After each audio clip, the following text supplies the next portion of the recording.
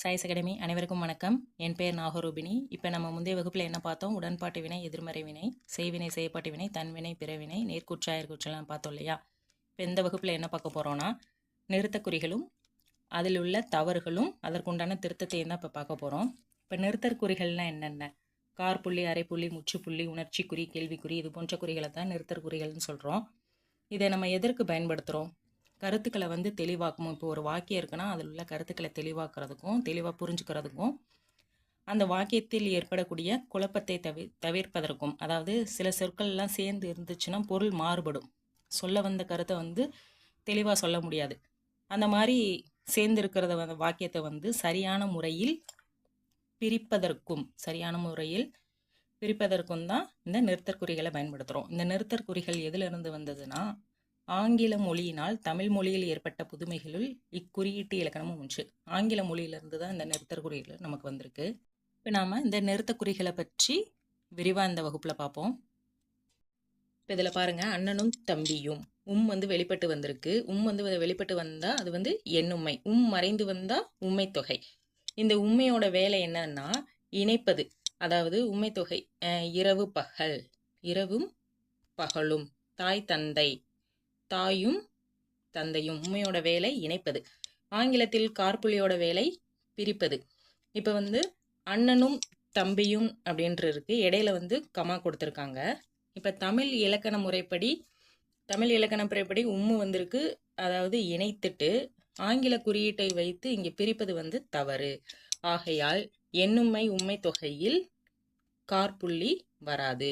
எண்ணுமை உண்மை தொகையில் கார்புள்ளி வராது. இதை எப்படிதான் எழுதணும்? அண்ணனும் தம்பியும், இப்படிதான் எழுதணும். இதுதான் சரியானது. இங்கே வந்து கார்புள்ளி வராது. ஆனால் நீண்ட வாக்கியத்தில் பொருள் தெளிவாக்குவதற்காக கார்புள்ளியை எண்ணுமை பின் இடலாம் அப்படின்னு சொல்லியிருக்காங்க. இதை வந்து அடுத்து வரக்கூடிய எடுத்துக்காட்டுகளை பார்ப்போம். காய்கறிகள், இங்கேயும் கமா வரக்கூடாது. காய்கறிகள்ன்றது உண்மை தொகையில் கார்புள்ளி வரக்கூடாது. இதை பிரித்தால் காயின்றது ஒருமையாகவும் கரிகள் அப்படின்றது பன்மையாகவும் தவறாக பொருள் கொள்ளக்கூடும்.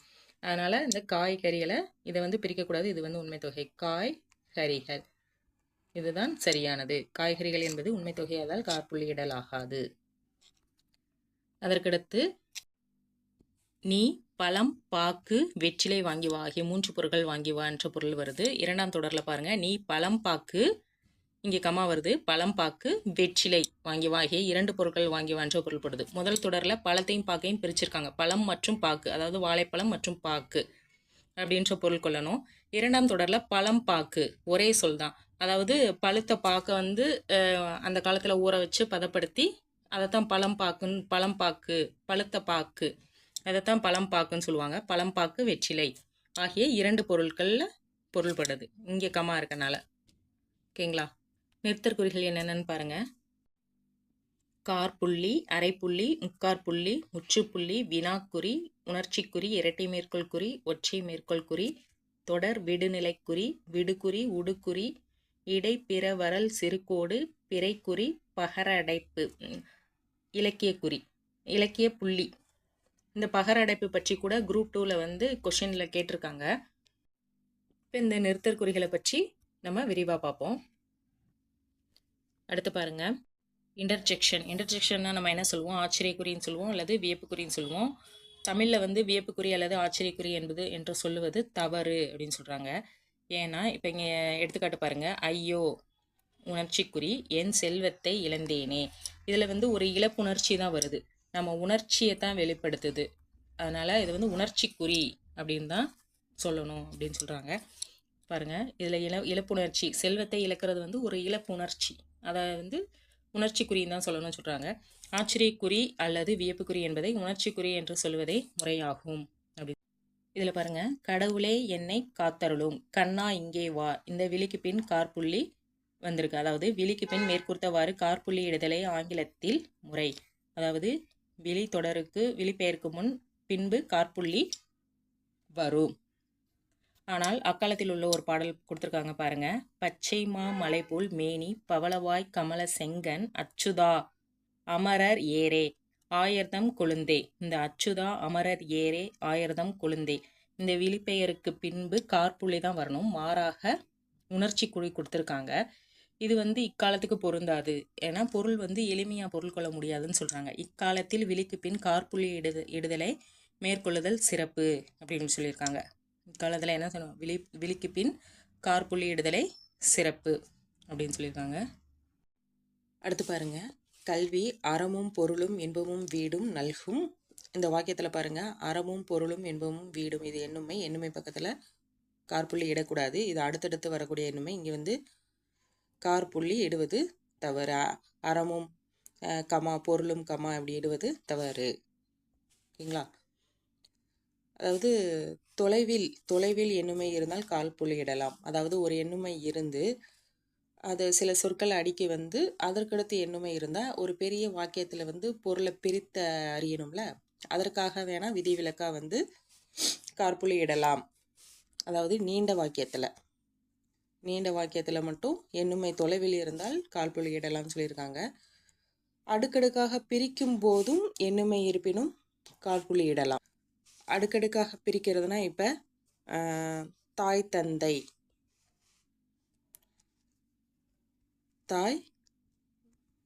தந்தை கமா இரவு பகல், இது உண்மை தொகையில் தான். இது அடுக்கடுக்காக பிரிக்கிறோம்ல, தாயும் தந்தையும் இரவும் பகலும், இந்த இடத்துல வந்து காற்புள்ளி இடலாம்.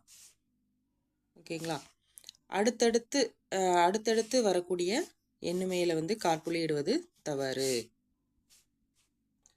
அடுத்து பாருங்க, வல்லெழுத்து மிகக்கூடிய இடங்கள்ல வல்லெழுத்து மிகுந்துதான் எழுதணும். அங்க வந்து கமா போடக்கூடாது. எடுத்துக்காட்டு பாருங்க, சென்னையில் தோலை, இங்க வந்து தோலை 18 இப்பு வரணும். இந்த இடத்துல வந்து கமா போடக்கூடாது. 18 இச்சு வரும். இங்க இந்த இடத்துலையும் கமா போடுவது தவறு. தோலை சென்னையில் தோலை 18 சிங்கப்பூருக்கு அனுப்புகிறார்கள். அதாவது வல்லெழுத்து மிகுந்து வரக்கூடிய இடத்துல மல்லெழுத்து மிகுந்து எழுதணும். அங்கே வந்து கமா போடுவது தவறு. அதே போல் ஒரு வாக்கியத்தில் வந்து நிறுத்தும் பொருட்டு வல்லெழுத்துக்களுக்கு பின் காற்புள்ளி இடுவது தவறு. எடுத்துக்காட்டு பாருங்கள், நூல்களை நன்றாக படித்து, இங்கே இக்கு வருது, இங்கனக்குள்ள வந்து காற்புள்ளி இடுவது தவறு. கேள்வி ஞானமும் பெற்று, இங்கேயும் காற்புள்ளி வராது. பேரறிஞர் ஆதல் வேண்டும். அதாவது வலி மிகும்போது அந்த வல்லெழுத்துக்களுக்கு வலி மிகும்போது அந்த வல்லெழுத்துக்களுக்கு பின் காற்புள்ளி இடுவது தவறு. அடுத்து காற்புள்ளி இட வேண்டிய இடங்கள் என்னென்னு பார்ப்போம்.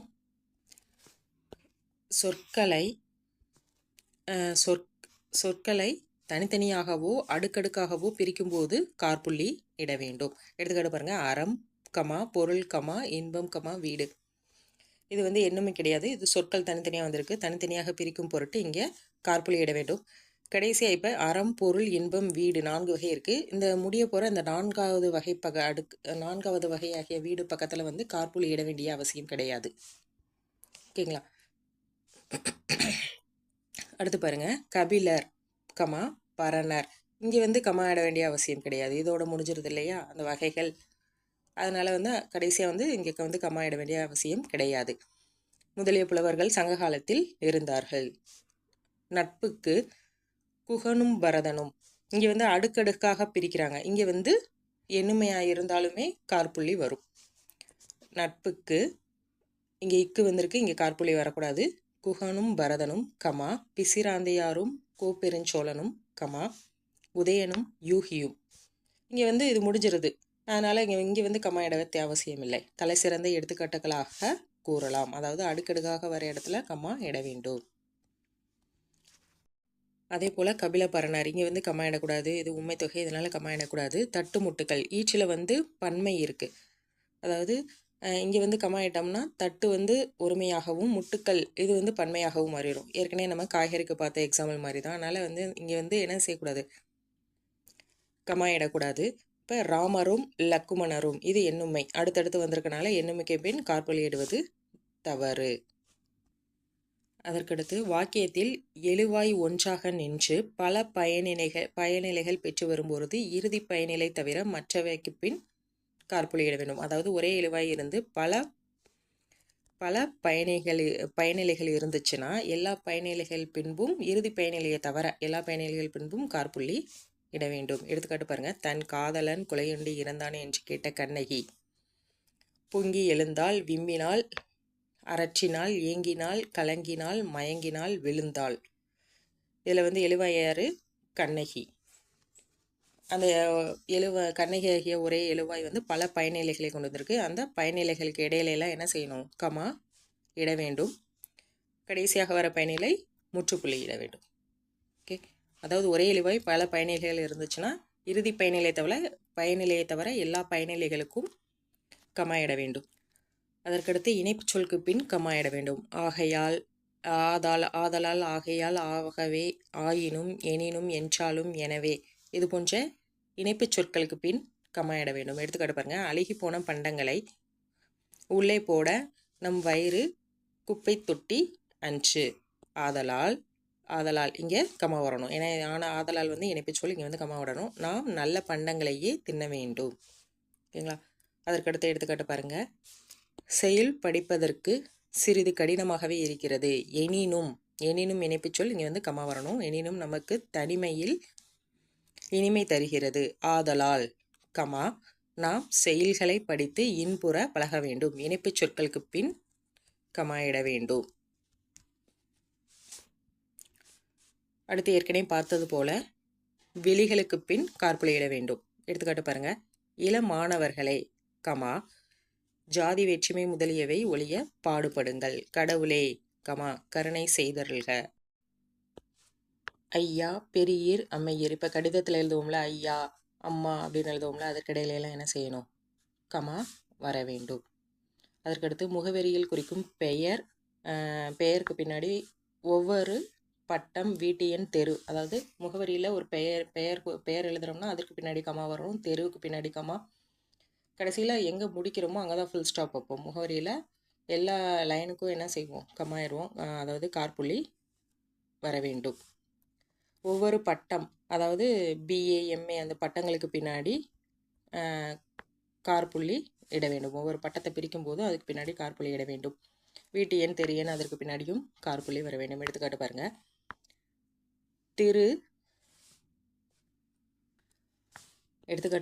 திரு தேப்போ மீனாட்சி சுந்தரனார் கமா இந்த பட்டங்களுக்கு பின்னாடி comma MA comma BL comma MOL இங்கே முற்றுப்புள்ளி. அதுக்கடுத்து திரு வி ராமச்சந்திரனார் இங்கே comma MA comma BL comma Pachaiyappan அறநிலைய செயலாளர். இது வந்து முகவரி எழுதியிருக்காங்க. இங்கே வந்து கமா வரணும். 24 கதவியன் கமா கரியப்ப முதலை தெரு கமா புரசை கமா கடைசியில் எங்கே முடிக்கிறோமோ அங்கே தான் முற்றுப்புள்ளி வைக்கணும் கடிதத்தில். அடுத்து திரு ஆமு கோட்டிலிங்கனார் கமா 20 கமா பெருமாள் நாயக்கன் கமா புரசை கமா சென்னை இங்கே முற்றுப்புள்ளி. அதாவது கடிதத்தை பொறுத்த வரைக்கும் முகவரியில் பெயருக்கு பின்னோ தெருவுக்கு பின்போ கதவு எண்ணுக்கு பின்போ கமா வரணும். கடைசியாக இருக்கிற இடத்துல தான் கடைசியாக எங்கே முடிக்கிறோமோ அங்கே தான் முற்றுப்புள்ளி இட வேண்டும். அடுத்து பாருங்கள். ஆங்கில முறையில் நாள், திங்கள், ஆண்டு இவற்றை குறிக்கும் போது கமா இட வேண்டும். நாள், திங்கள்னா மாதம், ஆண்டு இதை குறிக்கும் போது கமா இட வேண்டும் கொடுத்துருக்காங்க. எடுத்துக்காட்டு பாருங்கள். 15 கமா ஆகஸ்ட் கமா 1954 இப்படி தான் எழுதுவோம். தமிழை பொறுத்த வரைக்கும் 1954 ஆம் வந்தால் இங்கே கமா தேவையில்லை. இந்த இடத்துல கமா தேவையில்லை. கமாவுக்கு பதிலாக தான் இங்கே ஆம் சேர்க்குறோம். 1954 ஆண்டு ஆகஸ்ட் திங்கள் 15ஆம் நாள். ஓகேங்களா? அதே இது மரபில் கொடுத்துருக்காங்க பாருங்கள். ஐய வருடம், இது வந்து வருடம் அப்படின்ற மீனிங். ஐய வருடம். ஆடி மீனா ஆடி மாதம். ஐய வருடம் ஆடி மாதம் கமா 31 இது வந்து 31ஆம் நாள். ஓகேங்களா? அதாவது ஐய வருடம் கமா ஆடி மாதம் கமா 31ஆம் நாள் என்று எழுதுவது மரபு. எழுவாயானது வாக்கியத்தில் தொலைவில் இருப்பின் அந்த எழுவாய்க்கு பின் காற்புள்ளி இட வேண்டும். அதாவது இந்த எடுத்துக்காட்டு பாருங்க. காகம் கண்டதை தின்னும் பறவையாயினும் தன் உடம்பை துப்புரவாக வைத்துக் கொள்கிறது. இந்த எழுவாய் வந்து தொலைவில் உள்ள இந்த கொள்கிறது, உடம்பை வைத்துக் கொள்கிறது, இந்த பயனிலை கொண்டு முடிஞ்சிருக்கு. இந்த எழுவாய் தொலைவில் இருக்கனால இங்கே வந்து காற்புள்ளி, இதை பிரித்து காட்டும் பொருட்டு காற்புள்ளி இட வேண்டும். அதாவது காகம் இங்கே கமா வர வேண்டும். அடுத்து மேற்கோட் குறி முன்பு காற்புள்ளி இட வேண்டும். நேர்கூற்றில் வந்து மேற்கோட் குறியிடுவோம் இல்லையா, அங்கே வந்து காற்புள்ளி இட வேண்டும். எடுத்துக்காட்டு பாருங்கள். சந்திரமதி நாயகனே என்மேலுள்ள அன்பினால் அறம் வலுவேல். இந்த மேற்கோள் குறிக்கு முன்பு காற்புள்ளி இட வேண்டும். சந்திரமதி கமா. பொருள் மயக்கம் நீங்கி தெளிவுபடுத்த வேண்டிய இடத்தில் காற்புள்ளி இட வேண்டும். எடுத்துக்காட்டு பாருங்க. அண்ணன் தம்பி வீட்டுக்கு சென்றதால் நான் பார்க்கவில்லை. இங்கே என்ன பொருள்படுது? அண்ணனும் தம்பியும் சேர்ந்து வீட்டுக்கு சென்றதாக பொருள்படுது. இப்போ அண்ணன் தம்பியின் வீட்டுக்கு சென்றதால் அப்படி பொருள்படணும்னா இங்கே என்ன போடணும்? கமா இட வேண்டும். அதாவது அண்ணன் தம்பி வீட்டுக்கு சென்றதால் நான் பார்க்கவில்லை. அண்ணன் தம்பி வீட்டுக்கு போனான்னா இங்கே என்ன செய்யணும்? கமா போடணும். கமா போடலைன்னா பொருள் மயக்கம் ஏற்பட்டுவிடும். ஓகே. அதற்கடுத்த எடுத்துக்காட்டு. கல்வி அறிவு இல்லாத ஒருவன் கூடியிருக்கும் சபையில் பேசுவது தகாது. இங்கே வந்து ஒருவன் பக்கத்தில் காற்புள்ளி இட வேண்டும். இல்லைன்னா கல்வி அறிவு இல்லாத ஒருவன் கூடியிருக்கும் சபை, ஒருவர் கூடியிருக்கிற சபை அப்படின்ட்டு பொருள் கொள்ளக்கூடும். அதனால் இங்கே வந்து என்னது? கல்வி அறிவு இல்லாத ஒருவன் கமா கூடியிருக்கும் சபையில் பேசுவது தகாது என்பதே சரியானது. மாணாக்கர்கள் அளித்த பரிசுகளை உற்சாகத்துடன் பெற்றார்கள். இங்கே வந்து மாணாக்கர், இங்கே கமா போட வேணும். கமா போடலைன்னா மாணாக்கர் அளித்த பரிசு அப்படின்ற மாதிரி பொருள் கொள்ளக்கூடும். அதனால் வந்து இங்கே என்ன செய்யணும்? இந்த எழுவாய்க்கு பின்பு கமா இட வேண்டும். மாணாக்கர்கள் கமா அளித்த பரிசுகளை உற்சாகத்துடன் தனக்கு அளித்த பரிசுகளை உற்சாகத்துடன் பெற்றார்கள். இத்தகைய பொருள் மயக்கம் ஏற்படும் இடங்களில் காற்புள்ளி இடுதல் வேண்டும். அதற்கடுத்து பெரிய வாக்கியங்கள் இணைக்கப்படும் போது எண்ணுமை இருப்பினும் காற்புள்ளி இட வேண்டும். ஏற்கனவே சொன்னது போல தான். எடுத்துக்காட்டு பாருங்க. இன்றைக்கு 2000 ஆண்டுகளுக்கு முன் மேலை கடற்கரையில் உள்ள முசிறி என்னும் துறைமுக பட்டினத்தில் ஐரோப்பிய நாடுகளிலிருந்து மரக்கலங்கள் வந்து தங்கியிருந்தன என்றும் கமா அங்கே மரக்கலங்கள் தங்குவதற்கு வசதிகள் இருந்தன என்றும் பெரிப்ளூஸ் என்னும் நூலில் கூறுகிறார்கள். அதாவது 2 எண்ணுமைகள் இருக்கு. இது வந்து தொலைவில் இருக்கிறதுனால இங்கே வந்து என்ன செய்யலாம்? காற்புள்ளி இடலாம். அது இங்கே பெரிய வாக்கியங்களாக இருக்கிறனால பொருள் ஈஸியாக பொருள் கொள்ளணும் அப்படின்றனால எண்ணுமைக்கு பின்பு காற்புள்ளி இடுவது சிறப்பு. இது அடுத்தடுத்து வரக்கூடிய எண்ணுமையில் காற்புள்ளி இடக்கூடாது. அதற்கடுத்து பயிற்சி பாருங்க. காகம் சித்திரை வைகாசி ஆனி ஆடி மாதங்களில் கூடு கட்டி முட்டையிடும். அதாவது காகம் இந்த எழுவாய்க்கு பின் கமா சித்திரை வைகாசி ஆனி ஆடி இது ஒரு வகை. இங்கே வந்து பிரித்தருளும் பொருட்டு என்ன செய்யணும்? கமா இட வேணும். சித்திரை கமா வைகாசி கமா ஆனி. இங்கே லாஸ்ட்டாக முடிகிற இடத்துல இங்கே வந்து கமா இட வேண்டிய அவசியம் இல்லை. மாதங்களில் கூடு கட்டி முட்டையிடும். சித்திரஞ்சனதாசர் என் தந்தையார் பட்ட கடன் முழுவதும் தீர்த்து விடுவேன் என்றார். இங்கே மேற்கோள் குறிக்கு முன்பாக காற்புள்ளி இட வேண்டும். சித்திரஞ்சனதாசர் இங்கே கமா வர வேண்டும். தலையே கமா நீ வணங்காய். வீதியில் நடப்பவர்கள் கமா நடைமேடை இருந்தால் அவற்றின் மேல் நடந்து செல்லட்டும். தம்பி உனக்கு மணி பார்க்க தெரியுமா? தம்பிக்கு பண்பு கமா வரும். தம்பி உனக்கு மணி பார்க்க தெரியுமா? மண்ணே மணியே மலப்பாடியுள் மாணிக்கமே அன்னே உன்னை அல்லால் இனி யாரை நினைக்கேனே.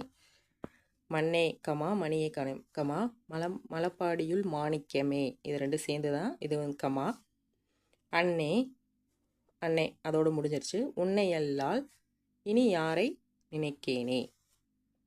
நாம் திருடர் பயமின்றி இரவில் போவதற்கு விளக்குகள் எரிக்க ஏற்பாடு செய்யப்பட்டிருக்கிறது.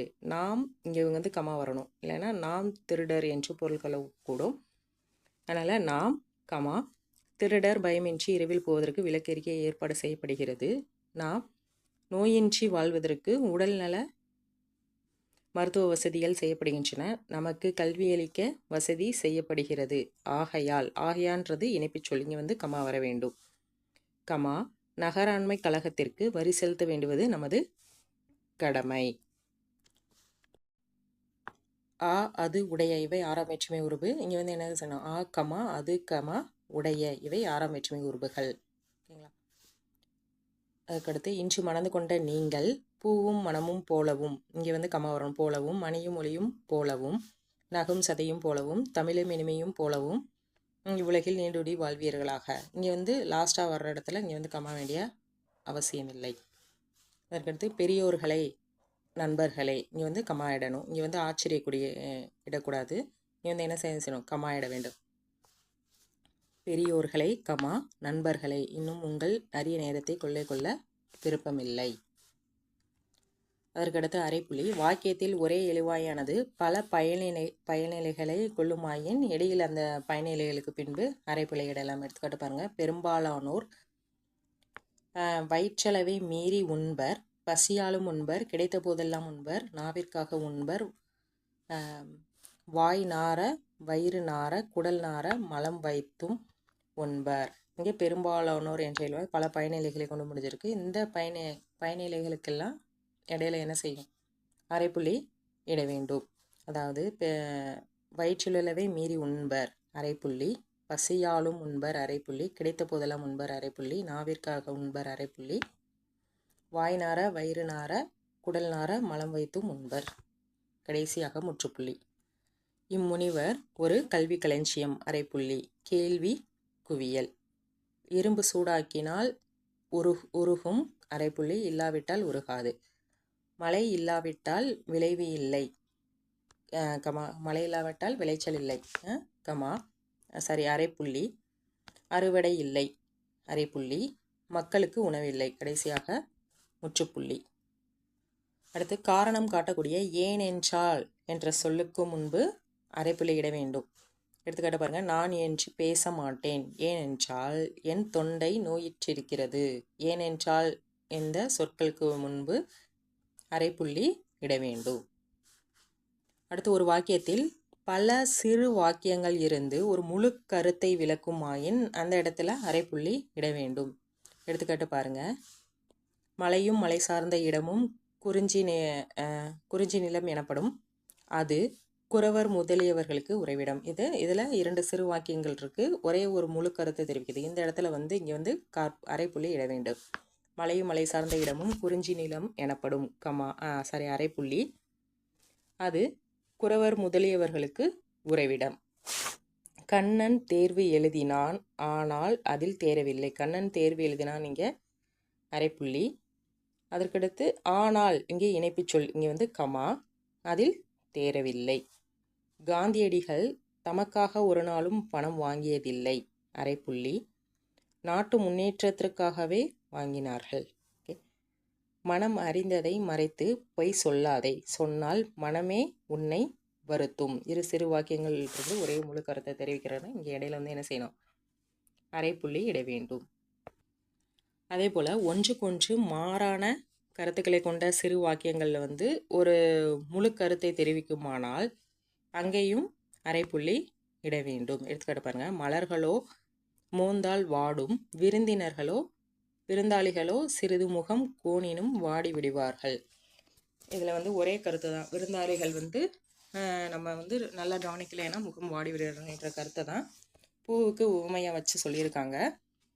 இங்கே இந்த இடத்துல வந்து ஒன்றுக்கு மாறான கருத்து தான். இது வந்து மலர்களோ மோந்தால் வாடிவிடும்ன்றது ஒரு கருத்து, விருந்தாளிகளோ சிறிது முகம் கோணினும் வாடிவிடுன்ற ஒரு கருத்தை கொண்டிருக்கு. இங்கே வந்து காற்புள்ளி இட வேண்டும். ஒன்றுக்கு மாறான கருத்துக்களை சிறிய சிறிய வாக்கியங்களாக கொண்டு முழு கருத்தை விளக்குமானால் அந்த இடத்துல என்ன செய்யணும், அரைப்புள்ளி இட வேண்டும். கற்றுவல்ல அறிஞர்கள் அடக்கமாயிருப்பார்கள், கல்லாமூடர்கள் ஆரவாரம் செய்வார்கள். இது ஒன்றுக்கொன்றுமான. கற்றவர்கள் அடக்கமாக இருப்பாங்க, கல்லாதவர்கள் மூடர்களாக இருப்பாங்க. இது ஒன்றுக்கொன்று மாறான கருத்து. ஒரு முழு கருத்தை அந்த வாக்கியத்தில் தெரிவிக்கிறனால இங்கே என்ன செய்யணும், அரைப்புள்ளி இட வேண்டும். எவன் தன் வழியும் பிறன் வழியும் பார்க்கிறதில்லையோ அவன் துன்பத்தை அடைவான், எவன் அவற்றை பார்க்கிறானோ அவன் இன்பம் அடைவான். இது வந்து ஒன்றுக்கொன்று மாறான கருத்து, இருந்தாலும் முழு வாக்கியத்தை விளக்குது. அதனால் இந்த கருத்துக்களுக்கு இடையில் என்ன இடணும், அரைப்புள்ளி இட வேண்டும். அதற்கடுத்து பயிற்சி கொடுத்துருக்காங்க. கற்க வேண்டிய நூல்களை கற்பாயாக, கற்றபின் கற்றதற்கு ஏற்ப நடப்பாயாக. இங்கே வந்து எங்கே அரைப்புள்ளி இட வேண்டும், கற்க வேண்டிய நூல்களை கற்பாயாக அரைப்புள்ளி, கற்றபின் கற்றதற்கு ஏற்ப நடப்பாயாக. அதற்கடுத்து ஒன்றை வெறுத்தால் அதன் குணம் தெரியாது இங்கே அரைப்புள்ளி. ஒன்றை விரும்பினால் அதன் குறை தெரியாது, முற்றுப்புள்ளி. தென்னையும் பனையும், இங்கே வந்து கம்மா வரக்கூடாது என எண்ணுமை. தென்னையும் பனையும் புல்லினத்தை சேர்ந்தவை, அரைப்புள்ளி. ஆனால் தென்னையும் பனையும் புல்லினத்தை சேர்ந்தவை, அரைப்புள்ளி. ஆனால் இங்கே வந்து என்ன செய்யணும், இணைப்புச் சொல், இங்கே கம்மா வர வேண்டும். ஆனால் அவை புல்லை விட மிகப்பெரியவை. நாம் நினைப்பதும் தமிழ், பேசுவதும் தமிழ், எழுதுவதும் தமிழ். நாம் நினைப்பதும் தமிழ், இங்கே அரைப்புள்ளி. பேசுவதும் தமிழ், அரைப்புள்ளி. எழுதுவதும் தமிழ், கடைசியாக முற்றுப்புள்ளி. கடவுளை உன்னை மறப்பறியேன், இங்கே அரைப்புள்ளி. மறந்தால் உயிர் விடுவேன். சிறு சிறு வாக்கியங்கள் ஒன்றாக இணைந்து முழு கருத்தை தெரிவிக்குது. இந்த இடத்துல என்ன செய்யணும், அரைப்புள்ளி இட வேண்டும். பொய்க்கதைகளை உண்மை என்று நம்புவது தமிழரிடத்தில் மட்டும் இல்லை, இந்தியாவில் இருக்கும் பல்வேறு சமயத்தினரிடமும் இருக்கிறது. சிறு சிறு வாக்கியங்கள் ஒரே கருத்தை தெரிஞ்சிருக்கு. இங்கே இந்த இரு வாக்கியங்களுக்கு என்ன செய்யணும், அரைப்புள்ளி இட வேண்டும். அடுத்து பாருங்க, நான் என் நண்பன் குறிப்பிட்ட இடத்திற்கு குறிப்பிட்ட நேரத்தில் வந்தபோது அவனை காணவில்லை, ஆகையால் வீட்டிற்கு திரும்பிவிட்டேன். இதில் நான் என் நண்பன் குறிப்பிட்ட இடத்திற்கு இங்கே வள்ளலத்து மிகுந்து வந்திருக்கு. இங்கே வந்து கம்மா இடக்கூடாது. இடத்திற்கு குறிப்பிட்ட நேரத்தில் வந்தபோது அவனை காணவில்லை, இங்கே என்ன செய்யணும், அரைப்புள்ளி இட வேண்டும். ஆகையால் இங்கே கம்மா, இணைப்புச் சொல் கம்மா. வீட்டுக்கு திரும்பி விட்டேன். பெரியர் செயற்க அரிய செயல்களை செய்வர், சிறியர் செயற்க அரிய செயல்களை செய்யாதவர். அதாவது இதில் வந்து ஒன்றுக்கொன்று மாறான கருத்து, ஒரு முழு கருத்தை ஒன்றுக்கொன்று மாறான வாக்கியம் ஒரு முழு கருத்தை தெரிவிக்குது. இங்கே வந்து என்ன செய்யணும், இரு வாக்கியங்களுக்கு இடையில அரைப்புள்ளி இட வேண்டும். பெரியர் செயற்க அரிய செயல்களை செய்வர், அரைப்புள்ளி. சிறியர் அரிய செயல்களை செய்யார். அதற்கடுத்து முக்காற்புள்ளி. வாக்கியத்தில் கூறியதொன்றை விரித்து கூறும் பொழுது முக்காற்புள்ளி இட வேண்டும். அதாவது இப்போ தொகை சொற்கள் இரு திணை, இதை விரித்து கூறுவாங்க இல்லையா, அக்ரிணை உயர்திணை, இங்கே வந்து முக்காற்புள்ளி இட வேண்டும். முக்கணி, இதை மாப்பழா வாழை விரித்து கூறுவோம் இல்லையா, இங்கே வந்து முக்காற்புள்ளி இட வேண்டும். இங்கே எடுத்துக்காட்டு பாருங்க, வாழ்வு இரு திறத்தது, ஒன்று உயிர் வாழ்வு, மற்றொன்று உடல் வாழ்வு. இங்கே விரித்து கூறும் பொருட்டு இங்கே வந்து முக்காற்புள்ளி இட வேண்டும். அதற்கடுத்து முக்காற்புள்ளியுடன் இந்த சிறு கோடு இடுவோம் இல்லையா, இது வந்து ஒரு தலைப்பின் கீழ் வரக்கூடிய இடத்துல இந்த மாதிரி முக்காற்புள்ளியுடன் சிறு கோடிட்டு எழுதுவது சரி அப்படின்றாங்க. எடுத்துக்காட்டு பாருங்கள், பொருள் கூறுக, முக்காற்புள்ளி ஒரு சிறுகோடு. பொருள் கூறுக, களிறு சேதா. இங்கே களிறு அப்படின்னா ஆண் யானை, எல்லாருக்கும் தெரியும். சேதா அப்படின்னா சிவப்பு நிறத்தில் உள்ள பசு என்று பொருள். நோட் பண்ணிக்கோங்க, சேதானா சிவப்பு நிறத்தில் உள்ள பசு. ஓகே, இப்போ வாக்கியத்தில் ஒரு கருத்தை விளக்கவோ ஆதரிக்கவோ மற்றொரு கருத்து அதனை தொடர்ந்து வருமாயின் முன்கருத்து முடியும் இடத்தில் முக்காற்புள்ளி இட வேண்டும். இப்போ ஒரு வாக்கியத்தில் ரெண்டு கருத்து இருக்குன்னா, ஒரு கருத்தை வந்து ஆதரிக்கவோ விளக்கவோ அடுத்தடுத்த கருத்துக்கள் வருது அப்படின்னு இருந்துச்சுன்னா முன்கருத்து முடியும் இடத்தில் முக்காற்புள்ளி இட வேண்டும். எடுத்துக்காட்டு பாருங்க, புரியும். உடல் நலத்தை பாதுகாக்க எல்லா வகைகளிலும் முயற்சி செய், உடல் நலம் இல்லாவிட்டால் வாழ்க்கையில் இன்பமே இராது. இதில் வந்து உடல் நலத்தை பாதுகாக்க எல்லா வகையிலும் முயற்சி செய், இந்த கருத்தை ஆதரித்து தான் இந்த கருத்து வந்திருக்கு. அடுத்து உள்ள இரண்டாவது வாக்கியம் வந்திருக்கு. அதனால் இங்கே வந்து என்ன செய்யணும், முக்காற்புள்ளி இட வேண்டும். அதற்கடுத்து, சிலர் தாம் இருக்கும் பகுதியின் சூழ்நிலை சுகாதாரத்தை பற்றி கவலைப்படாது வாழ்வர், அப்படி இருத்தலும் தவறு. இதை ஆதரித்து தான் வந்திருக்கு. இங்கே வந்து என்ன செய்யணும், முக்காற்புள்ளி இட வேண்டும். ஒன்றை கூர்ந்து சிந்திக்க நூல்களை படித்து பழகு, அதுவே கல்விக்கு வேண்டுவது. ஒன்றை கூர்ந்து சிந்திக்க நூல்களை படித்து பழகு, இங்கே வந்து முக்காற்புள்ளி இட வேண்டும். அதுவே கல்விக்கு மிகவும் வேண்டுவது. அடுத்து பயிற்சி கொடுத்துருக்காங்க பாருங்க. கீழ்கண்டவற்றுள் வேண்டிய இடங்களில் காற்புள்ளியோ அரைப்புள்ளியோ முக்காற்புள்ளியோ எடுக்க. எடுத்துக்காட்டு பாருங்க, இரும்பு பல வகையிலும் பயன்படுகிறது, நாம் இரும்பின் மேல் உறங்குகிறோம், இரும்பின் மீது பிரயாணம் செய்கிறோம், இரும்பின் மீது மிதக்கிறோம், இரும்பால் அரிக்கிறோம். இங்கே இரும்பு அப்படின்ற ஒரு எழுவாய் கொண்டே பல பயணிகள் வந்திருக்கு. சிறு சிறு வாக்கியங்களாக வந்திருக்கு. இங்கே என்ன தான் வரணும், அரைப்புள்ளி இட வேண்டும். அதாவது இரும்பு பல வகையிலும் பயன்படுகிறது, அரைப்புள்ளி. நாம் இரும்பின் மேல் உறங்குகிறோம், அரைப்புள்ளி. இரும்பின் மீது பிரயாணம் செய்கிறோம், அரைப்புள்ளி. இரும்பின் மீது மிதக்கிறோம், அரைப்புள்ளி. இரும்பால் அரிக்கிறோம், முற்றுப்புள்ளி. ஓகே, அடுத்து நல்ல மாணாக்கர்களுக்கு இருக்க வேண்டிய குணங்களானவ. அந்த குணங்களானவ பக்கத்தில் என்ன வரணும்? முக்கார் புள்ளி வர வேண்டும். குணங்களானவ அதை விளக்கி கூறுறாங்க. அந்த விளக்கி கூறும் பொருட்டு முக்கார் புள்ளி வர வேண்டும். நல்ல மாணவர்களோட குணங்களை விளக்கி கூறனால அந்த விளக்கி கூறும் இடத்துல வந்து என்ன செய்யணும்? முக்கால் புள்ளி இட வேண்டும். நல்ல மாணாக்கர்களுக்கு இருக்க வேண்டிய குணங்களானவ. இங்கே முக்கால் புள்ளி. வகுப்பில் அமைதியாக இருத்தல், ஊன்றி கவனித்தல், ஊக்கமாய் படித்தல், படித்ததை சிந்தித்தல், ஒழுக்கமாய் நடத்தல். இங்கே முற்றுப்புள்ளி. ஓகேங்களா? அதற்கடுத்து கீழ்வரும் சொற்களுக்கு பொருள் கூறுக. இந்த இடத்துல என்ன செய்யணும்? ஒரு தலைப்பு ஒரு சிறு தலைப்பின் கீழ் வந்து என்ன செய்யணும்? முக்கார் புள்ளி இட வேண்டும். ஓகே, கீழ்வரும் சொற்களுக்கு பின் பொருள் கூறுக. இங்கே முக்கார் புள்ளி இட வேண்டும். அறை, இங்கே அறை, மூளை, மூளை, மனை, மனை. இங்கே வந்து என்ன செய்யணும்? இந்த சொற்களை பிரித்து காட்டும் பொருட்டு இட வேண்டும். இப்போ இதற்கெல்லாம் பொருள் பார்த்துடலாமா? இப்போ அறைனா என்னது? பாதி அப்படின்ற பொருள். இந்த அறைனா ரூமு. ஓகேங்களா? ரூம் அதாவது வீட்டில் உள்ள அறைகள் அப்படின்ற பொருள். மூளை, இது வந்து கார்னர், மூளை பகுதி. இந்த மூளை வந்து மனிதனோட மூளை. இந்த மூளை மனிதனோட மூளை. இந்த மனை பிளாட்டுன்னு சொல்லுவோம் இல்லையா? வீட்டடி மனை. இந்த மனை வந்து உட்காரக்கூடிய மனை, உட்காரும் மனை.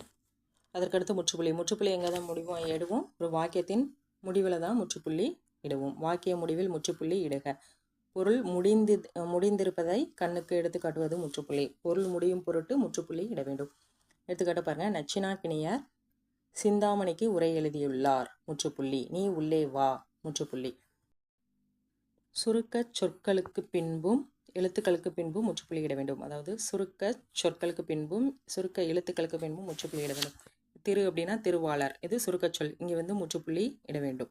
உயர் திரு, இங்கே முற்றுப்புள்ளி வரணும். தவத்திரு, உயர் திருவாளர், தவத்திருவாளர். இங்கே வந்து சுருக்க சொற்கள், இது இங்கே வந்து முற்றுப்புள்ளி இட வேண்டும். இப்போ கிறிஸ்து பிறப்பதற்கு முன்பு, இது சுருக்க எழுத்துக்கள். இங்கேயும் முற்றுப்புள்ளி இட வேண்டும். கிபி, இங்கேயும் முற்றுப்புள்ளி இட வேண்டும். எடுத்துக்காட்டு பாருங்க. திரு மணி திருநாவுக்கரசு முதலியார். இங்கே மணின்றது மணிமங்கலம் ஆகிய அவருடைய ஊர் பேரு. இங்கேயும் முற்றுப்புள்ளி இட வேண்டும். திரு முற்றுப்புள்ளி, மணி முற்றுப்புள்ளி. அதாவது இனிஷியல் போட்டாலும் முற்றுப்புள்ளி இடணும். திருநாவுக்கரசு முதலியார். அதுக்கடுத்து திருவாளரை குறிக்கிறது, இங்கே முற்றுப்புள்ளி வர வேண்டும். திரு வி கா, இனிஷியல், இங்கே வந்து முற்றுப்புள்ளி இடணும். திரு முற்றுப்புள்ளி வி முற்றுப்புள்ளி கா. இது திருவிக்கான்றது எதை குறிக்கிறது? இது உங்களுக்கு தெரியும். திருவாரூர் விருதாச்சல மகனார் கல்யாண சுந்தரனார். ஓகே. அதற்கடுத்து ஆங்கில பட்டப்பெயர்களுக்கு பின், ஆங்கில BA MA அப்படிலாம் போடுறோம் இல்லையா? ஆங்கில பட்டப்பெயர்களுக்கு பின் முற்றுப்புள்ளி இட வேண்டும். இப்போ BA இங்கே முற்றுப்புள்ளி இட வேண்டும். அதற்கடுத்து பயிற்சி. ஏற்ற இடங்களில் காற்புள்ளி, அரைப்புள்ளி, முற்றுப்புள்ளி இட வேண்டும். காலஞ்சென்ற சத சர்க்குணர் BA, இங்கே பட்டப்படிப்பில் வந்து என்ன செய்யணும்? முற்றுப்புள்ளி இடணும். BA அவர்கள் சென்னையில் பல்லாண்டுகளாக தண்டமிழ் மொழிக்கு பெருந்தொண்டு புரிந்தவர். அவர், இங்கே வந்து என்ன செய்யணும்? அரைப்புள்ளி இடணும். அவர் சாமுவேல் நாடாருக்கும் ஞானபூ அம்மையாருக்கும் 1877ஆம் ஆண்டு மே திங்கள் 25ஆம் நாள் பிறந்தார். இங்கே வந்து என்ன செய்யணும்? முற்றுப்புள்ளி வரணும். இங்கே இரு சிறு வாக்கியங்கள் வந்திருக்கு. ஒரே கருத்தை, அதாவது சர்க்குணரை பற்றி வந்திருக்கு. இந்த வாக்கியத்தை வந்து பிரிக்கிறதுக்கு இங்கே வந்து அரைப்புள்ளி இட்டிருக்கோம். இப்போ தந்தையாரும் BA பட்டம், இங்கே வந்து பட்டத்தில் வந்து என்ன செய்யணும்? முற்றுப்புள்ளி இடணும். தந்தையாரும் BA பட்டம் பெற்றவர், முற்றுப்புள்ளி. அதுக்கடுத்து சத சர்க்குணர் சென்னை ஹாரிஸ் உயர்நிலைப் பள்ளியில் 1905 முதல் 1913 வரையிலும், சென்னை திருப்பவூர் கலாசாலையில் 1914 முதல் 1927 வரையிலும். இந்த வரையிலும் கிட்ட என்ன செய்யணும்? இட வேண்டும். தொண்டாற்றிய பின்பு 1928இல் சென்னை கிறிஸ்தவ கல்லூரியில் விரிவுரையாளராக சேர்ந்து 1936 வரையிலும் தமிழ் தொண்டாற்றினார். இந்த வரையிலும் இடத்துல போட வேண்டிய அவசியம் இல்லை, இங்கே முடிஞ்சிருது இல்லையா? அதனால் இங்கே தேவையில்லை. ஓகே. தமிழ் தொண்டாற்றினார், இங்கே வந்து என்ன செய்யணும்? முற்றுப்புள்ளி இடணும். மாணவர் பலருக்கும் தனியாக வகுப்பு நடத்தி தமிழ் இலக்கிய இலக்கணங்களை, இங்கே கமா வர வேண்டும், தமிழ் இலக்கிய இலக்கணங்களை கற்பித்தார். முற்றுப்புள்ளி. அவர் 1952ஆம் ஆண்டு, டிசம்பர் திங்கள் 23ஆம் நாள் செவ்வாய்க்கிழமை காலை, இங்கே வந்து கமா வரணும், 23ஆம் நாள், செவ்வாய்க்கிழமை காலை 3:30 மணிக்கு இறைவன் திருவடி நீழல் எய்தினார். அதாவது காலமானார். இங்கே வந்து என்ன செய்யணும்? முற்றுப்புள்ளி இட வேண்டும்.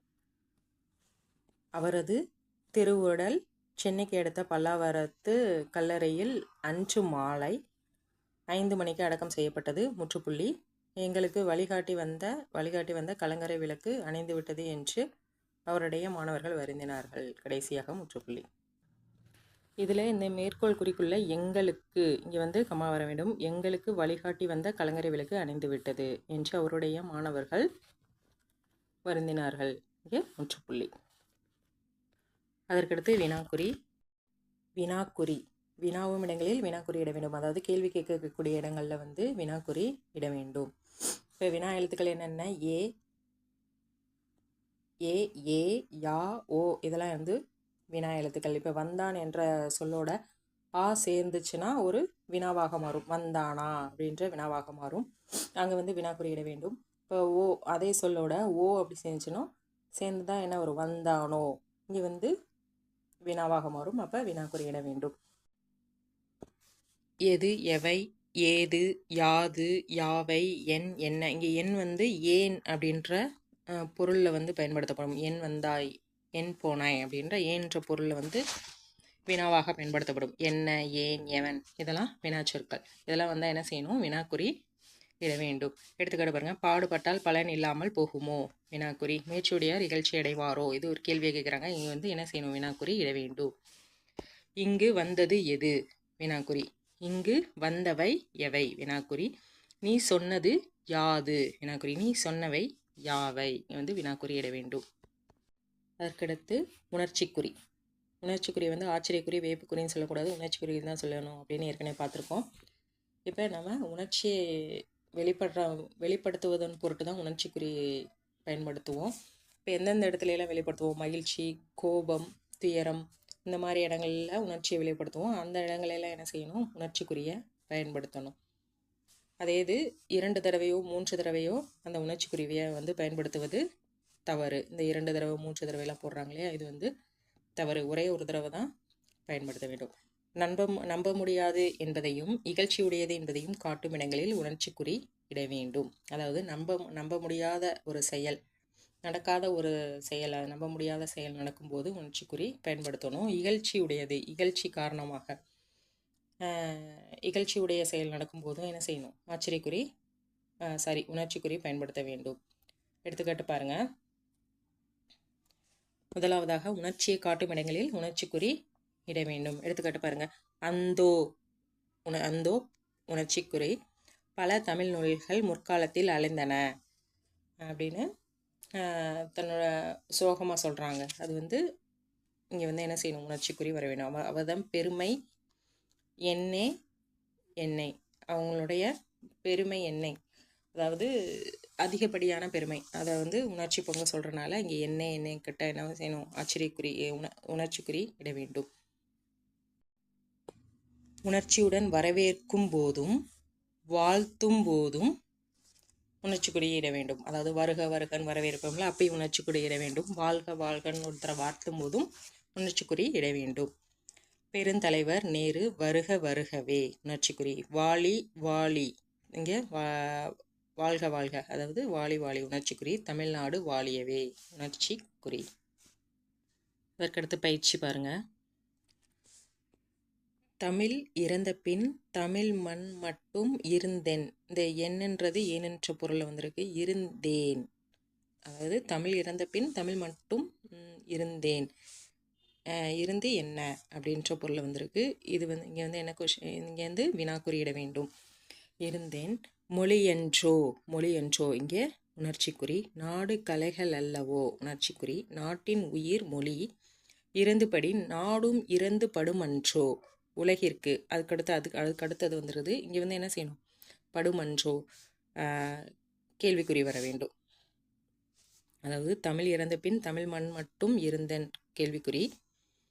மொழியென்றோ உணர்ச்சிக்குறி. நாடு கலைகள் அல்லவோ உணர்ச்சிக்குறி. நாட்டின் உயிர் மொழி இறந்துபடி நாடும் இறந்து படுமன்றோ கேள்விக்குறி. உலகிற்கு ஒருபோதும் நாகரிகத்தை வழங்கிய மாண்பு வாய்ந்த தமிழ் நாட்டையா மறப்பது கேள்விக்குறி. சரி, தமிழ் நாட்டையா மறப்பது இங்கே கேள்விக்குறி. அதனையா மறைப்பது இங்கே கேள்விக்குறி. அதுக்கடுத்து ஐயோ என்ன செய்வேன் எப்படி போவேன். ஐயோ இங்கே வந்து என்ன செய்யணும் உணர்ச்சிக்குறி. என்ன செய்வேன் இங்கே கேள்விக்குறி. எப்படி போவேன் இங்கே கேள்விக்குறி. இங்கே உணர்ச்சிக்குறி. என்ன செய்வேன் இங்கே கேள்விக்குறி. இங்கேயும் கேள்விக்குறி.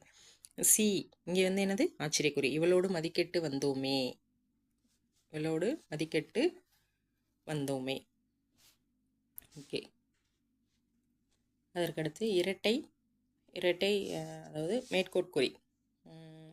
அதில் வந்து இரட்டை மேற்கோள் குறி, ஒற்றை மேற்கோள் குறி என 2 வகை இருக்குது. இரட்டை மேற்கோள் குறி எதுக்கு யூஸ் பண்ணுவோம்? நேர்கூற்றில் பயன்படுத்துவோம். ஒருவர் கூறியதை அப்படியே கூறும் பொருட்டு இரட்டை மேற்கோள் குறி பயன்படுத்த வேண்டும். ஒருவர் கூறிய சொற்களை அப்படியே எடுத்தாலும் போது இரட்டை மேற்கோள் குறி பயன்படுத்த வேண்டும். ஓகேங்களா? எடுத்துக்காட்டு பாருங்கள். நெடுஞ்செழியன் இப்போரில். இங்கே வந்து மேற்கோள் குறிக்கு முன்னாடி கமா இட வேண்டும். நெடுஞ்செழியன் கமா அவர் சொல்ல வந்த சூளுரையை மேற்கோள் குறிக்குள் இட வேண்டும், எழுத வேண்டும். இப்போரில் நான் வெல்லாமற் போனால் என் குடிகள் தூற்றும் கொடுங்கோலானவே நாக. உணர்ச்சி பொங்க கூறனால இங்கே ஆச்சரியக்குறி. என்று சூளுரைத்தான். இந்த சூளுரைத்தான் என்றான். அதற்கடுத்து வந்து மேற்கோள் குறி முடிக்கக்கூடாது. அவர் சொன்ன சூளுரையிலே இங்கே முடிச்சிடணும். சூளுரைத்தான் என்றான். இதற்கு பின்பு வந்து மேற்கோள் குறி இடுவது தவறு. அதற்கடுத்து மேற்கோள் காட்டும் இடத்து. மேற்கோள் காட்டும் போது மேற்கோள் குறி இட வேண்டும் அப்படின்னு சொல்கிறாங்க. இப்போ கல்விக்கு என்ன மேற்கோள் காட்டுவோம்? கற்க கசடர. அப்படி காட்டும்போது மேற்கோள் குறி இட வேண்டும். கற்க கசடர. கற்றலின் கேட்டலே நன்று அப்படின்னு கல்விக்கு மேற்கோள் சொல்லுவோம் இல்லையா? அந்த மேற்கோள் சொல்லும் இடத்துல வந்து மேற்கோளை எடுத்துக்காட்டும் பொருட்டு மேற்கோள் குறி இட வேண்டும். எடுத்துக்காட்டு பாருங்கள். அறம் தலை நின்றாருக்கு இல்லை அழிவு. மேற்கோள் குறி. அதற்கடுத்து ஒற்றை மேற்கோள் குறி. நேர்கூற்றுக்குள் இருக்கும் நேர்கூற்றை குறிக்க ஒற்றை மேற்கோள் குறி பயன்படுத்த வேண்டும். எடுத்துக்காட்டு பாருங்க. பரதன் நான் என் செய்வேன். இங்கே ஆச்சரியக்குறி. பரதன் கூறிய கூற்றை கூறுவதற்கு இரட்டை மேற்கோள் குறி. நான் என் செய்வேன். இங்கே ஆச்சரியக்குறி. அண்ணன் என்ன சொல்கிறாங்கன்னு பாருங்கள். நேர்கூற்றுக்குள்ளே இருக்கிற இன்னொரு நேர்கூற்று. அண்ணன் சொன்ன கூற்று. நீ போ, நான் 14 ஆண்டுகள் கழித்தே வருவேன். நான் 14 ஆண்டுகள் கழித்தேன் வருவேன். இது அண்ணன் சொன்ன கூற்று. இந்த நேர்கூற்று பரதன் கூறிய நேர்கூற்று வந்து இரட்டை மேற்கோள் குறி வரும். அதுக்குள்ளே உள்ள ராமன் சொன்ன கூற்று வந்து ஒற்றை மேற்கோட்குறியில் வரும். ஓகேங்களா? அதுதான் நேர்கூற்றுக்குள்ளே உள்ள நேர்கூற்றுக்குறியை குறிக்க ஒற்றை மேற்கோட்குறி பயன்படுத்துவர். ஓகே. அண்ணன் என்ன சொன்னார்? நீ போ, நான் 14 நீ போ, இங்கே முற்றுப்புள்ளி, நான் 14 ஆண்டுகள் கழித்தே வருவேன். இது வந்து அண்ணன் சொன்ன கூற்று ஒற்றை மேற்கோள் குறி. என்று சொன்னார். அதனால் வந்திருக்கு. இங்கே இணைப்பு சொல்காமா வந்துவிட்டேன். இங்கே வந்து பரதன் வந்து கூறிய கூற்று முடியுது. இங்கே வந்து இரட்டை மேற்கோள் குறி. என்றான் கடுத்து வந்து மேற்கோள் குறி வரக்கூடாது. நேர்கூற்றுக்கு இரட்டை மேற்கோள் குறி வரும். நேர்கூற்றுக்குள்ள ஒரு நேர்கூற்று இருக்கும்ல, அதுக்கு மட்டும் ஒற்றை மேற்கோள் குறி வரும். அதற்கடுத்து பிரித்து காட்டுவதற்கும் பிறருடையது என்று அறிவித்ததற்கும் பழமொழிகளை தெரிவித்ததற்கும் ஒற்றை மேற்கோள் குறி இடுவதுண்டு. எடுத்துக்காட்டு பாருங்க. வு வு வோ வோ என்னும் எழுத்துக்கள் சொல்லுக்கு முதலில் வாரா. ஓகேங்களா? இந்த எழுத்துக்கள்லாம் சொல்லுக்கு முதலில் வாராது. இந்த எழுத்துக்களை பிரித்து காட்டுறதுக்காக ஒற்றை மேற்கோள் குறி இட வேண்டும். அதற்கடுத்து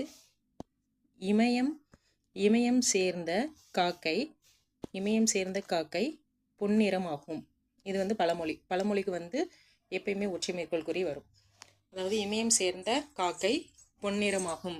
இதற்கு என்ன அர்த்தம்னா, அதாவது இமயம் வந்து உயர்ந்த இடம் தானே. உயர்ந்த இடத்துல இருந்தால் காக்கை கூட கருப்பு நிறமாக இருக்குது காக்கை. அதே இது உயர்ந்த இடத்துல இருந்தால் காக்கை கூட பொன்னிறமாகும். அதாவது உயர்ந்த இடத்துல இருந்தால் நம்மளோட மதிப்பு உயரும். அதான் வந்து இந்த பழமொழியோட கருத்து. அதுக்கடுத்து பொய் சொல்லும் வாய்க்கு போசனம் கிடையாது. இதுவும் ஒரு பழமொழி தான். இது என்னன்னா பொய் சொல்லக்கூடாது, பொய் சொல்கிற வாய்க்கு நன்மை கிடைக்காது, போக போக உணவுமே கிடைக்காது. அதுதான் இந்த பழமொழியோட அர்த்தம். அதாவது பழமொழிகள் வரும்போதும் ஒற்றை மேற்கோள் குறி இட வேண்டும். பிறருடைய கூற்றினை கூறும்போதும் ஒற்றை மேற்கோள் குறி வர வேண்டும். எடுத்துக்காட்டாக இப்போ பாரதியார் கூறினார் அச்சமில்லை, அச்சமில்லை, அச்சமில்லை. இப்போ இந்த இடத்துல ஒற்றை மேற்கோள் குறி வர வேண்டும். ஔவையார் கூறினார் அறம் செய்ய விரும்பு. இந்த இடத்துல ஒற்றை மேற்கோள் குறி வர வேண்டும். அதாவது பிறருடைய கருத்தை தெரிவிக்கும் போது, பிறருடைய கூற்றினை கூறும்போதும் ஒற்றை மேற்கோள் குறி வர வேண்டும். அதற்கடுத்து தொடர் விடுநிலைக்குறி. தொடர் விடுநிலைக்குறி இது எதற்கு பயன்படுத்துகிறாங்கன்னா, வேண்டாததை விடும்போது இக்குறி பயன்படுத்த வேண்டும். இப்போ ஒரு தேவையில்லாத விட்டுறணும்னா அந்த குறி பயன்படுத்தலாம். எடுத்துக்கிட்டு பாருங்க, அருமை தமிழ் மாணாக்கர்களே உங்கள் நாட்டை நோக்குங்கள். அருமை தமிழ் மாணாக்கர்களே, இங்கே கமா, உங்கள் நாட்டை நோக்குங்கள், இங்கே ஆச்சரியக்குறி. அதற்கடுத்து சில வேண்டாத சொற்களோ தொடரோ இருக்கலாம். அதற்கு என்ன குறி பயன்படுத்தணும்? தொடர் விடுநிலை குறி. அதற்கடுத்து குற்றம் குறைகள் இருப்பின் மன்னிப்பீர்களாக, ஆச்சரியக்குறி. ஓகேங்களா? அதற்கடுத்து விடுகுறி. விட்டு விடும் போது இக்குறி இட வேண்டும்.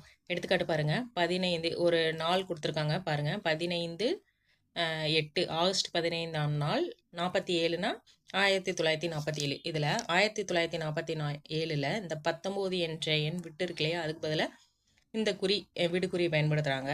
இந்த 8ன்ற இடத்துல இப்போ மாதத்தை குறிக்கும் போது 08 தானே போடுவோம். அந்த 0 இது விடுபட்டிருக்கு இங்கே அதனால் இந்த விடுகுறி பயன்படுத்துகிறாங்க. 15/8/47 விடுபட்டதை குறிக்கிறதுக்கு இந்த விடுகுறி பயன்படுத்துகிறோம்.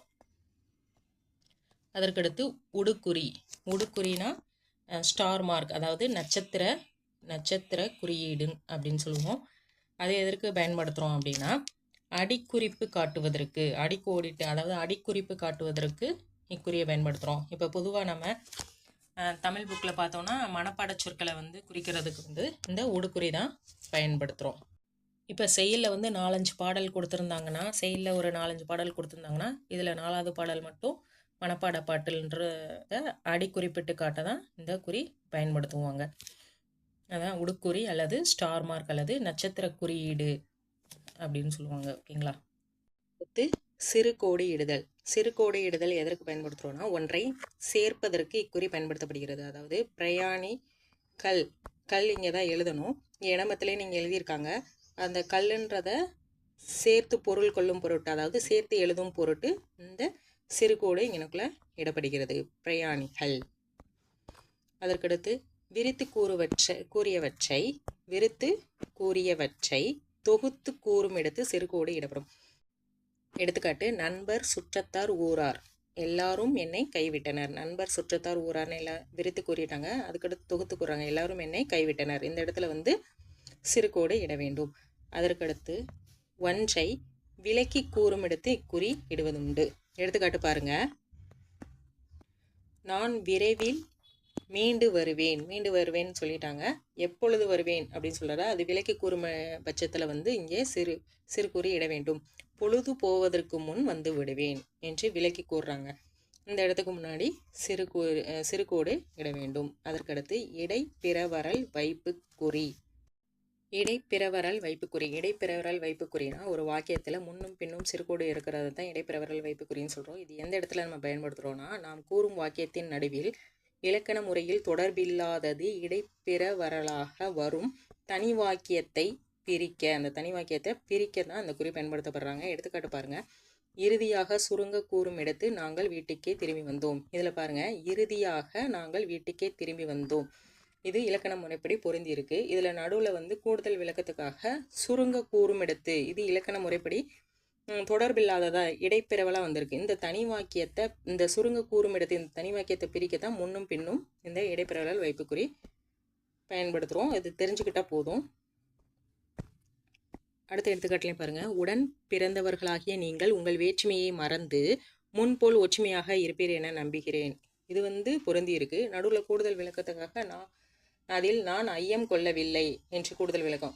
இதில் முன்னும் பின்னும் என்ன வரணும்? இடைப்பிரவரல் வைப்புக்குறி இட வேண்டும். அதற்கடுத்து பிறைக்குறி. பிறைக்குறி எதற்கு பயன்படுத்துகிறோம்? ஒன்றினை விளக்க மற்றொரு சொல்லை பிறைக்குறியில் பயன்படுத்தணும். அதாவது கூடுதல் விளக்கம் தரும் பொருட்டு இந்த பிறைக்குறியை நம்ம பயன்படுத்துகிறோம். எடுத்துக்காட்டு பாருங்கள். பாரதியார் நுழைவுத் தேர்வில் நுழைவுத் தேர்வுனா என்ன?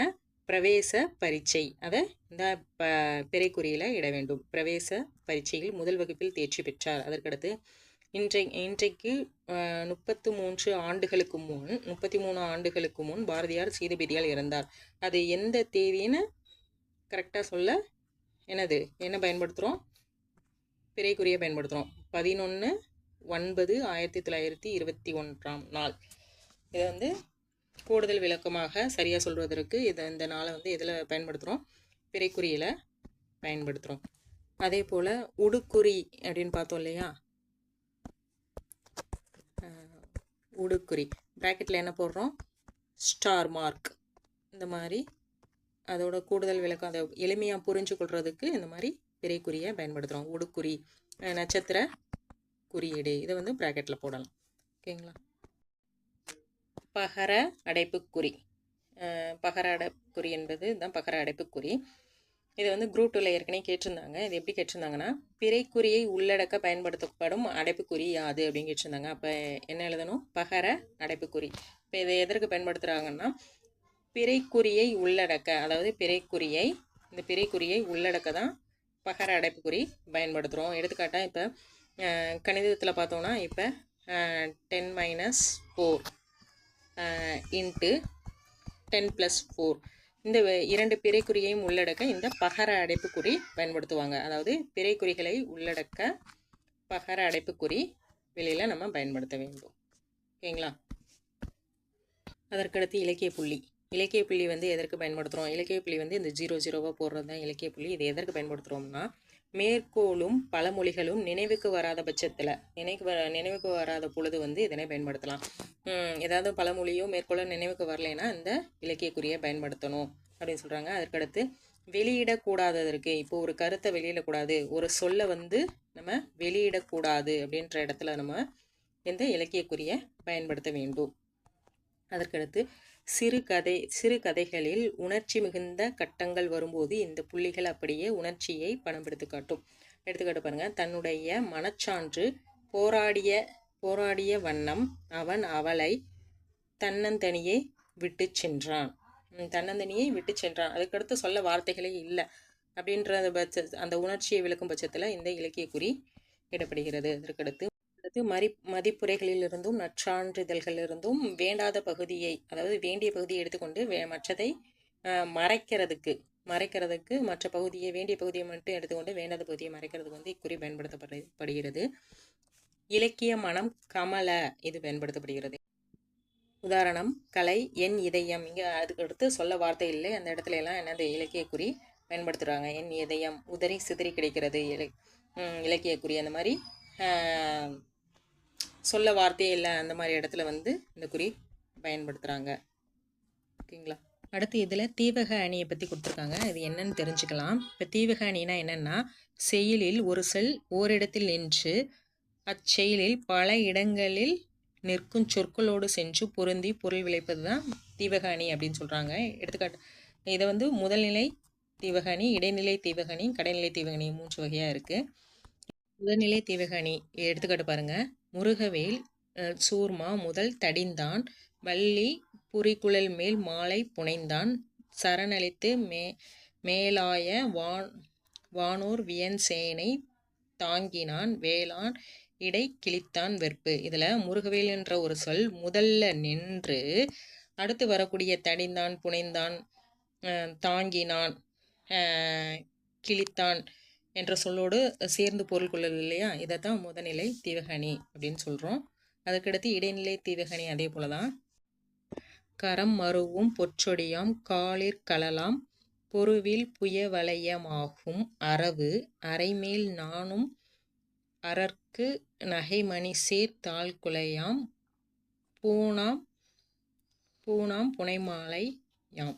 இதில் இந்த அரவு என்ற சொல், அரவுன்னா என்னது? பாம்பு. முன்னும் பின்னும் பொருள் கொள்ளுது. இந்த சொல்லு அரவு என்ற சொல் முன்னும் பின்னும் உள்ள சொற்களோடு சேர்ந்து பொருள் கொள்ளுது. அதாவது மருவும் பொற்றொடியாம் கலலாம் புய புயவலயமாகும் என்ற முன்னுள்ள சொற்களோடும் நானும் தாழ் குலையாம் பூனாம் புனைமலையாம் என்ற பின்னுள்ள சொற்களோடும் சேர்ந்து பொருள் கொள்றதுனால இது இடையில் இருக்குது. இது வந்து இடைநிலை தீவக அணி அப்படின்னு சொல்கிறோம். அதே போல தான் கடைநிலை தீவக அணி. ஞாலம் சூழ் திசைகள் எல்லாம் விழுங்கும் அயலாம் துணை நீர் தகன்சார் உயிர் பருகும் விண் கவரும் வேரிப் பொழில் புதைக்கும் மென்மயில்கள் கண் கவரும் மீ தெளிந்த கார். இந்த கார் அப்படின்ற கடைசியில் உள்ள சொற்கள் வந்து இதற்கு முன்னாடி உள்ள சொற்களோட விழுங்கும், உயிர் பருகும், விண் கவரும், புதைக்கும் என்ற சொற்களோடு சேர்ந்து பொருள் கொள்றதுனால இது கடைசியில் இருக்கனால கடைநிலை தீவகனின்னு சொல்கிறோம். இதெல்லாம் தெரிஞ்சுக்கிட்டால் போதும். ஓகே ஸ்டூடெண்ட்ஸ், இப்போ இந்த பகுதியில் நிறுத்தற் குறியீடை பற்றி விரிவாக பார்த்துருக்கோம். அதற்கடுத்த அடுத்த பகுதியை வந்து அடுத்த வகுப்பில் பார்க்கலாம். Okay students, thank you.